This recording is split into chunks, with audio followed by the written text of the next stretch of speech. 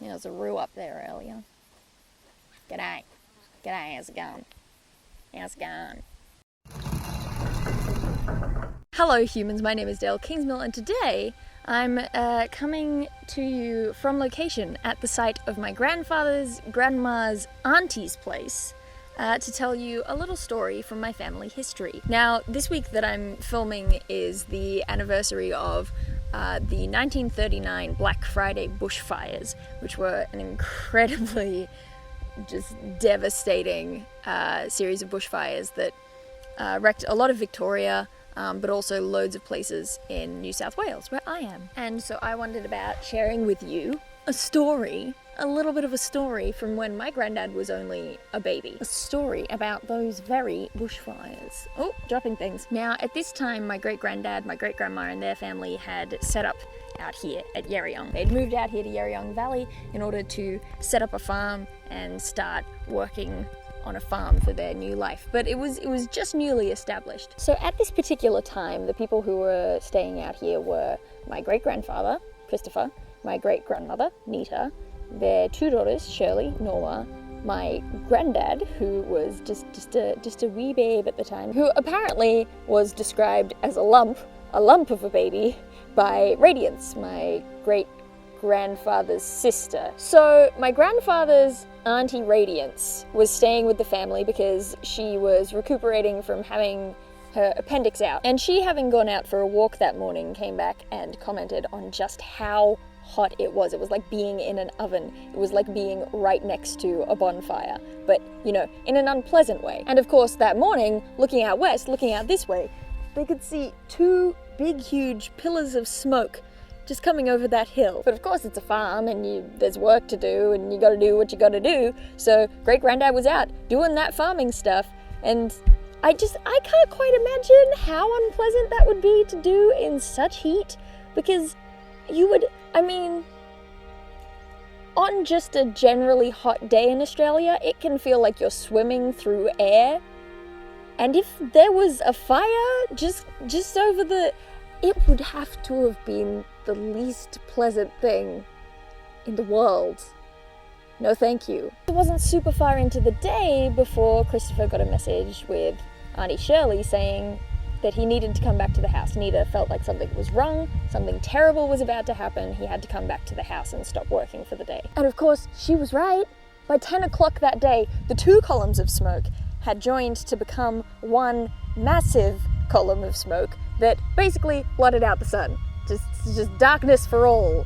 It's not even midday, and no more sun for you. Now, keep in mind, of course, that nowadays you get this kind of a situation coming in, people see the fires coming, it's all over the radios, it's all over TV, you've got the rural fire service coming out to help people, people are evacuated from the danger zones, but we're talking 1939, alright? This is a little family out in the middle of the bush, and they're on their own. And then here comes this massive sign of danger and fire blocking out the sky.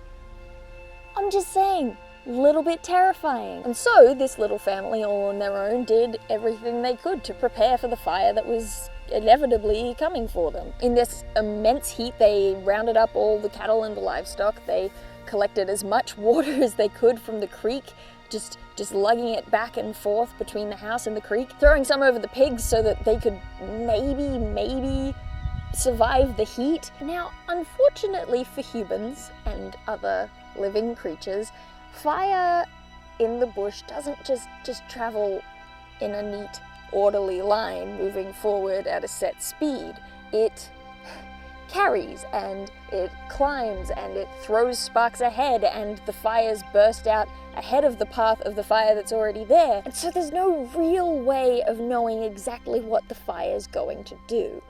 It's the embodiment of chaotic neutral. Just a little while past lunch, they could see the fire actually coming now. It wasn't just smoke, now there were flames, and it was coming down the hill, and it was coming towards them. So great-granddad rushed out of the house with a soaked sack, a wet bag, and he started doing some back burning out behind the barn. He starts burning parts of their cleared field so that if the fire gets there, it's not going to be able to get any further. So great-grandma and granddad are out there beating the fires that they've been backburning with wet sacks, with wet bags, trying to put out those fires that they set themselves, while Auntie Radiance, great Auntie Radiance, my grandfather's Auntie Radiance, she's sitting off in the ute looking after the kids. Now a ute, the American equivalent is probably a pickup. Now they'd taken the ute out and put it on the road ready to leave in a hurry if they needed to, and Radiance is there with 6-year-old Shirley, 4-year-old Norma, and little baby granddad. Auntie Shirley's running backwards and forwards getting little things of water so that Radiance would be able to sponge down the baby and make sure that he didn't get too hot. And then came a phrase famous in my family when Radiance said, okay, we'll come and we'll say a prayer to Jesus to come and help us. And Auntie Norma piped up saying, when Jesus comes, will he bring a wet bag too? Meanwhile, the fire still rages. There was the hope that the natural barrier of the creek, still full of water, would maybe kind of at least make it pause, but no. Apparently, fire ignores water and just goes straight over it. Just a wave of terror and terrible flames and hot. Okay then, but what about this big patch of barren sandy ground just at the road below the house? Maybe that would stop the fire. Nope, fire ignores that too. Great-grandma and granddad are trying as desperately as they can to defend this little house that they've set up, this new home, this new farm.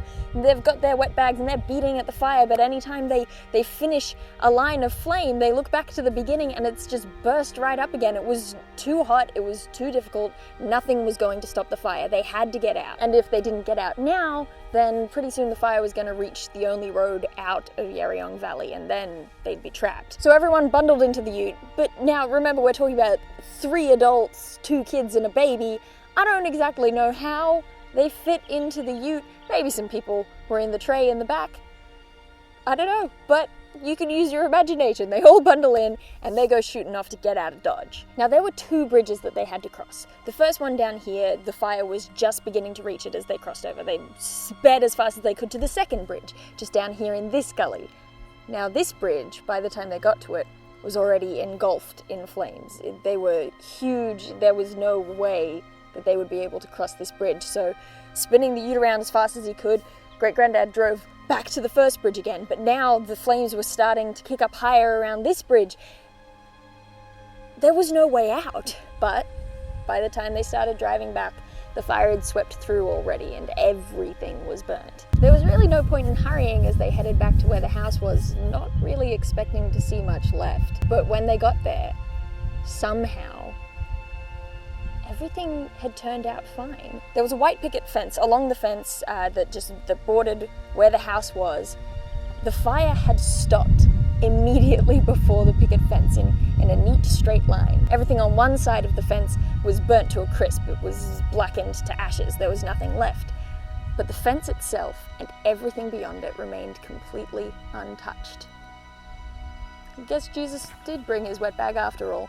Earlier that morning, as the story goes, Great-Grandma had put together all the pieces for a pudding that they would have for dinner later that night. But of course, with all the kerfuffle, she hadn't gotten to actually put it on to cook.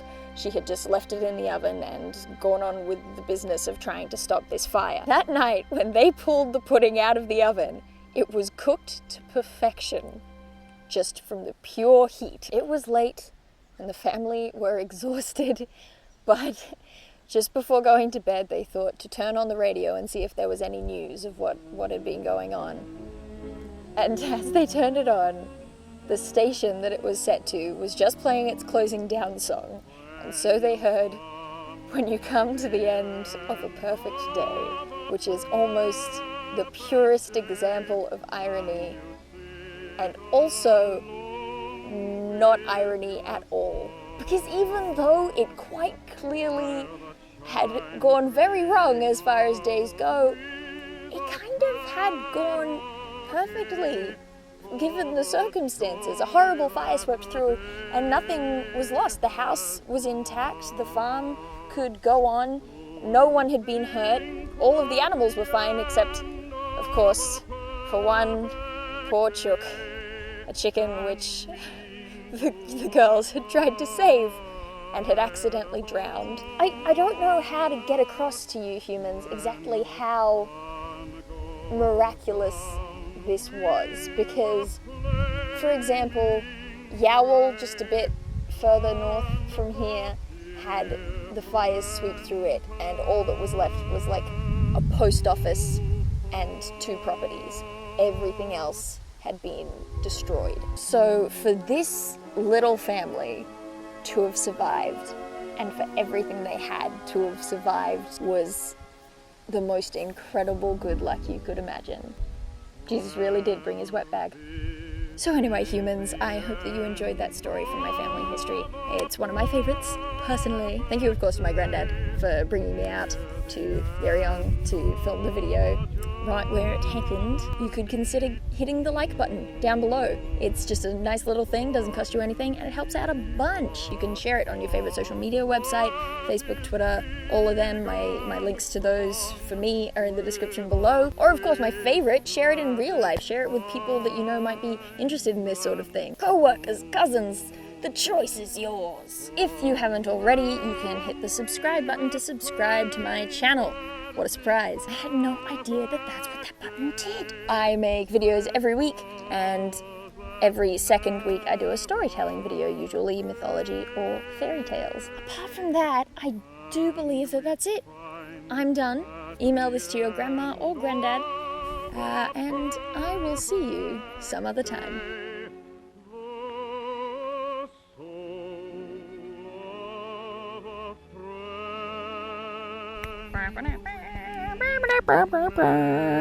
Sorry, future me.